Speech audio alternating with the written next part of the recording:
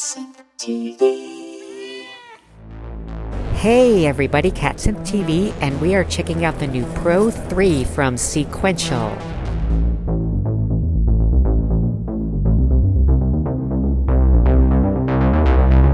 Hey, I'm Jerry Basserman with Sequential, and Dave Smith has designed yet another synthesizer, and this is the Pro 3.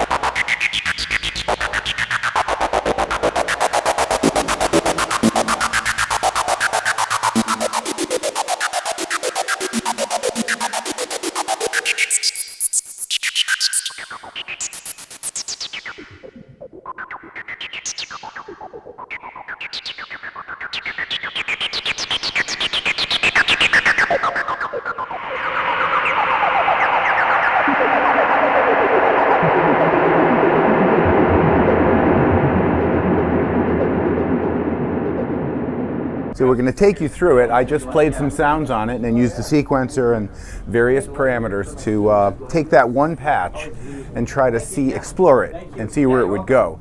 You get, what is it, 512 patches with it. So this is one of those in the production set.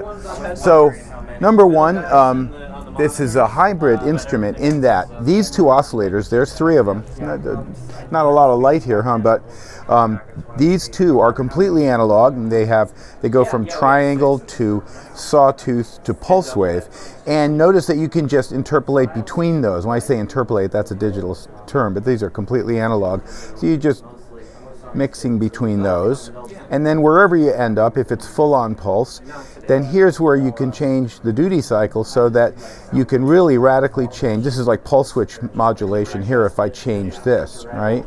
But I could be on any setting and be similarly changing the shape of the positive and negative sides of the analog signal. So right within these analog oscillators, you have a lot of ways to change. You don't just get three waveforms. You have a lot of almost infinite ways of changing that timbre.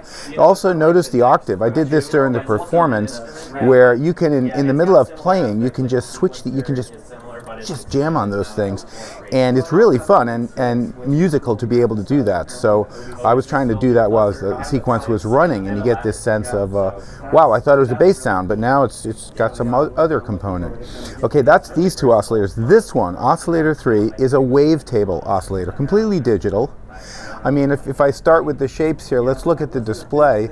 I start with a sawtooth. It's a wavetable sawtooth. So if you want three sawtooth waves, you have that in here. And then as I change, I got the super saw, the pulse, the triangle. Okay, and then the sine. These are the familiar analog waveforms, even though in this case, in Oscillator 3, it's digital.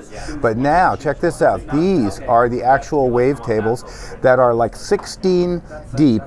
And as I change the shape mod here, I'm marching through the wavetables so I get this very digital, wonderful, transformative sound, and I have a lot of those to play with. They could be vowels, they could be nasty digital artifacts, they can be drawbars, they can be bells, a beautiful bell tree here. So when you play through the programs, you'll notice, wow, I'm hearing analog, but no, I'm hearing totally digital, or I'm hearing both together interacting. That's what this synth is all about, hybrid. Here's where you mix these oscillators. There's the three. Then notice the noise. I ended the music I was playing with turning the noise up and the oscillators down and playing with the filter. Then look too, external audio. That means, hey, what if I turn these down, put my guitar or some instrument into the audio in, and I start playing it, and I can start using the filter controls and all the parameters and effects that are here now on my live sound that I'm playing through the synthesizer. Now that includes running the sequencer. So when I get to the sequencer, I'll explain what that does, but that can be really transformative for something like a guitar. All right, then here's another probably headline feature. You know, these are three filters, legacy classic filters. The first, the low pass OTA, is our Prophet 6 filter that we use there. It's a low pass 4-pole filter. Here we have the classic ladder filter, it's called, a Bob Moog drew a picture on a napkin at one point designing his louder filter, and it's a low-pass 4-pole filter. Sounds very different than this low-pass 4-pole filter. Then you have the state variable filter over here that originally Tom Oberheim pioneered. It's a 2-pole filter, but it has all these modes from low-pass up to notch in the middle, and then all the way to high-pass. And the opposite of notch is your bandpass. So this is a really flexible 2-pole filter. That's why it's called state variable, because it continuously varies the state of it. Here's your nice big cutoff frequency knob and your resonance. And also, Dave has designed into the filter module an overdrive function that really gives it a lot of more presence and bite and heft. I frankly just always turn it up. It's one of those things, I suppose I shouldn't do, but I love it. So then you have your envelopes dedicated to the VCA, the amp, the level, and here's your dedicated to the filter envelope. And then you have these 2 extras, auxiliaries, and they can control pitch or any parameter you want. And you can do things like, well, what do I want to control? If I hold this down and well, let's control the pitch of oscillator 1. I just turn that, and now I've told this auxiliary envelope to control that pitch. And then all I have to do is just, start moving the knobs, and you can see the parameters on the display. So this isn't really display driven, but anytime I turn a knob, the display tells you what you're doing and offers, extra features as well, since we want to have knobs for every function, but actually you can only have a workable panel with the knobs we've put on. Then you might find extra features in the display. But there's no menu diving. You never get any deeper than these tabs, right? It's not like it's endlessly hierarchical. Everything's just right here. I mean, that's the whole philosophy I think that Dave has always employed. It should be apparent how to use the instrument. You should be able to walk up to it, and people do this all the time. They don't know it, they haven't read the manual, but it's navigable, and you can start making sounds. Okay, the sequencer, much like the Pro 2 sequencer, it's 16 steps and 16 tracks deep. So the first couple of tracks are dedicated to notes, right? You think of a sequencer doing pitches, right? And that's track 1 would be pitches. This is a monophonic synth, so it has one voice, unless you're in paraphonic mode. So because it has 3 oscillators, you can actually have 3-note chords, triads and the like, and program sounds like that, and you can record them into the sequencer as paraphonic sequences. And in that case, each of those separate notes will be on tracks 1, 2, and 3. So the rest, that leaves 13 tracks, these are the layers, right, for automation. And that means while something's going boop, boop, boop, like the sequence I was playing, you can program in, instead of me over here writing these performance controls to add the cutoff filter or actually using the knob or whatever, I could say, I want it to just happen. I'm busy. So you can just hold down record while this thing's playing, and then touch something, and it'll start recording those, those values that you're changing. And if you didn't get it right the first loop, you can just keep doing it till you have it, and then walk away. And then the next time you touch record, you touch another button up the pitch of this oscillator. Now it's selecting the next available track for you. You don't have to think about where this stuff goes. Oh, now I'm doing that. Okay, lift it. Now I'm more effects at the end of that sequence. Okay, now I'm doing this, now I'm doing that. Very fast and real time, real time friendly. Notice too, there are 4 sequences. So a couple of times in my performance there, I hit different ones, and they were variations of each other. So during a performance, you can really, in real time, control the form of the song that you're doing. And then each of those, so each has 16 steps. You could chain them too. And then if you chain them, you have a 64-step sequencer.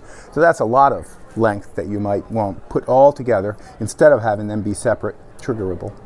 Each one of them can go forward, reverse, or random. You can barely see. Little friend here was blocking.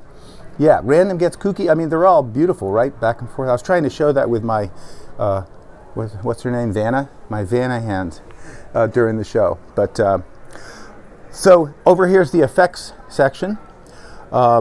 all these effects, there are digital effects, there's two buses, so you have two effects at any one time. All the parameters of those can be controlled with your performance controls down here, the two wheels or the slider, right? And you can latch that slider, right? So a value can stay, as opposed to playing it rhythmically. If I do this and that's cutoff filter, you can instantly get rhythmic with it. And in the modulation section, this is kind of the coup de grace here. Let's go to the display and see. There's more than 30. Let me see, there's 32 available and a couple of fixed. So there's like 36, 37 patch chords, we call them, where you set up that the slider, in this case, this slider, is going to control the cutoff filter, this amount, which is a fairly big amount. You could go all the way to 127, but it's set at 64. So then when I'm playing that, I know that I'm doing that. I could also have the slider control some other function. I just find slider and then say, okay, I also want the frequency of the oscillators to change. So now when I play the slider, it changes the frequency of the oscillators a little and the filter a lot. And you can just do that. You can make this a multi-function slider. Now, you can make, look at all the sources you can have. I think there's some 25, 30 sources in here. You can have oscillators that control the frequency of other oscillators and get FM effects, AM effects. You can have that oscillator 3 that has the wavetables in it also be the one that controls the frequency of, and that gets, because they're complex, so that gets really kooky in no time. I say kooky because I don't know another explainable word. When you have a sine wave control something, that's already introducing a lot of sidebands. You get different sounds. We know FM sounds, but you get wavetables controlling those, and it's a huge sonic territory. But all of these are the sources, and then there's 50-something destinations for this. So when you hear a sound out of the Pro 3 that seems to develop and go forever and never repeat and just have all these incredible soundscape things, it's because that modulation matrix has so many things controlling each other that you could go to sleep with it and wake up and be completely different the whole night. To find out more about the Pro 3, please visit sequential.com and check out the description below this video. Thanks for watching. Check out more at www.catsynth.com and please subscribe to CatSynth TV. You're watching CatSynth TV.